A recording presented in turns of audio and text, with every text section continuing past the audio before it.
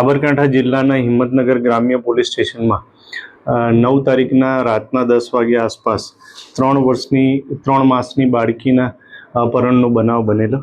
તે સંદર્ભે પોલીસ દ્વારા સીસીટીવી ફૂટેજ તથા અન્ય રીતે તપાસ કરતા જે બાળકીને લઈ જનાર આરોપી છે તે એક પુરુષ તથા એક સ્ત્રી હોવાનું જાણવા મળેલું અને મોટરસાઇકલનો નંબર જાણવા મળેલો। તે આધારે તપાસ કરતા મોટરસાઇકલ ધારક જે છે એ અમદાવાદનો હોવાનું જાણવા મળેલું।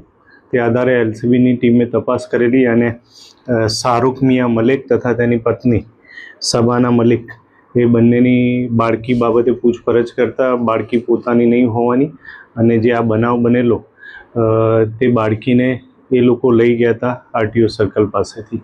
જે બનાવ છે જે કામે બંને પતિ પત્નીને પોલીસ દ્વારા અટક કરી કાયદેસર કાર્યવાહી કરવાની। આ બંને મૂળ અહીંના રહેવાસી નથી હિંમતનગરના, પરંતુ ગઢા ખાતે એ લોકો રહે છે। પોલીસે સીસીટીવી ફૂટેજને અન્ય રીતે તપાસ કરતા મોટરસાઇકલ નંબર જાણવા મળેલા અને એ આધારે માલિક જાણવા મળતા અમદાવાદ ખાતે જે એડ્રેસ છે ત્યાં જઈ તપાસ કરેલા તો આ બંને મળી આવે। શાહરૂખ ગઢા ખાતે મદ્રેસામાં સ્ત્રી કામ એટલે કે પરચુરણ કામગીરી કરી રહ્યા છે। જે આ પતિ પત્ની છે બંને એમને લગ્નનો 3-4 વર્ષ જેટલો સમયગાળો થયેલો છે ને એમને બાળકો નથી, જેથી અહીંયા જે રહેતા હતા અને આરટીઓ સર્કલ પાસે અવારનવાર આવવાનું થતું હતું ત્યારે જે ફરિયાદી છે એ ભંગાર વીણવાનું ને એવું કામ કરતા હતા અને ગરીબ વ્યક્તિ હોવાથી આ લોકોને એવું હતું કે આ બાળકીનો ઉછેર અમે કરી શકીએ ને એ પોતાને બાળક મળી જાય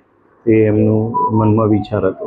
ફરિયાદી પાસે આજથી 12-15 દિવસ પહેલાં એકાદ વાર વાતચીત થયેલાનું જાણવા મળેલ છે, 1-2 વાર કે ભાઈ આ બાળકીનું એ લોકો ઉછેર બરાબર નહીં કરી શકે અને અમે કરી શકીશું એવી રીતે વાતચીત થયેલી, પરંતુ એ બાબતે હાલ તપાસ ચાલુ છે।